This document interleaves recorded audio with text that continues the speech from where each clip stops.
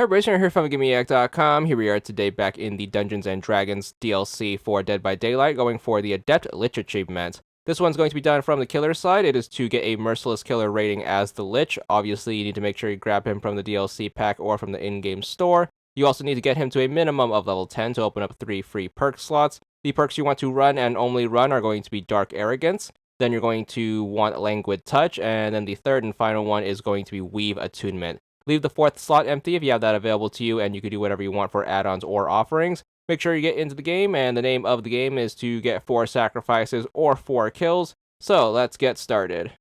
So the Lich is going to be pretty multifaceted on how its abilities are going to work. Basically, if you hold left bumper down, you're going to have your spell wheel right here. You have 4 different spells that you can switch between at any time. We're going to start with the bottommost one. This one is going to be the Dispelling Sphere. This is going to be the one you want to use at the beginning of the game. Basically, you're going to fire this bubble. It's going to move across the map very slowly. However, anyone who gets hit by this sphere is going to give off the Killer Instinct warning. That should help us find survivors, especially in the early game. It's also going to help with your general generator patrol because you can fire it at the generator that's going to be the farthest away, and then you can work your way to that generator while tackling other generators along the way. As for the Lich's other spells, these are going to be used during chases. The topmost one is going to be the Flying Spell. This is going to allow you to avoid any downed pallets or any vaulting spots. This one isn't going to be super useful since one of the perks in the loadout is going to give you faster vaulting speed, so we're just going to ignore the Flying Spell for the sake of this achievement. So when it comes to chases, you are mostly going to stick to the other 2 spells, as they are going to be very useful when countering loops. First one up is going to be the right spell. This one is going to be Flight of the Damned. This is going to be your projectile attack. This one is going to fire in a spread, but do keep in mind the survivors can very easily dodge this one just by crouching, so make sure you are wary, especially if you are playing against a survivor who knows the counter to it. Finally, we're going to have the left spell. This one is going to be Mage Hand. This one is going to be a good counter to anyone who's trying to loop you around a pallet spot.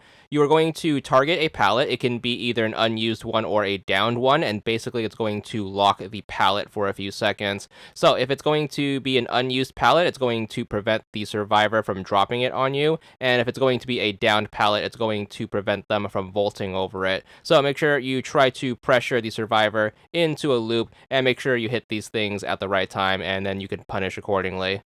Now, when it comes to the perk loadout, the most useful one is definitely going to be the third one, which is going to be Weave Attunement. This one is going to reveal the aura of any survivors who drop their items. This is going to pair very nicely with the Dispelling Sphere, and it's going to be very useful in the late game, especially when survivors are trying to juggle their items around. Make sure you use it to sniff out where the survivor is going to be, then use the Dispelling Sphere in order to get a more accurate read on their position. Then make sure you try to locate them, pressure them into a chase, and then take advantage of the rest of your spells and punish accordingly. As for the other 2 perks, the first one, which is going to be Dark Arrogance, is going to be a trade-off. Basically, you're going to get faster vaulting speed, however, flashlight stuns and pallet stuns are going to hit harder. So make sure you be prepared for that, but do take advantage of your quick vaults, especially if you are in chases. The second one you probably aren't going to notice. This one is going to be Languid Touch. Basically, if a survivor interacts with a crow in the environment, they are going to get the exhausted status condition. So you are probably going to never notice that one be useful at all. So just make sure you take advantage of the first and the third one, as well as your myriad of spells, and you should be able to take the game super duper easily.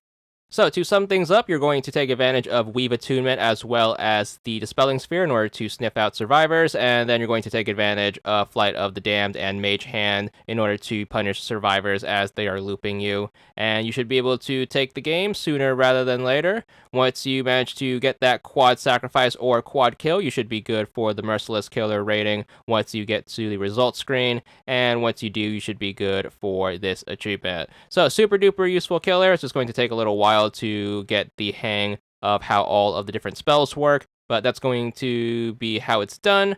There's going to be our last survivor. That should bring us to the results screen. There's our merciless killer rating, and then there's the achievement right after that. It's going to be for 20 gamer score, and that's all there is to it.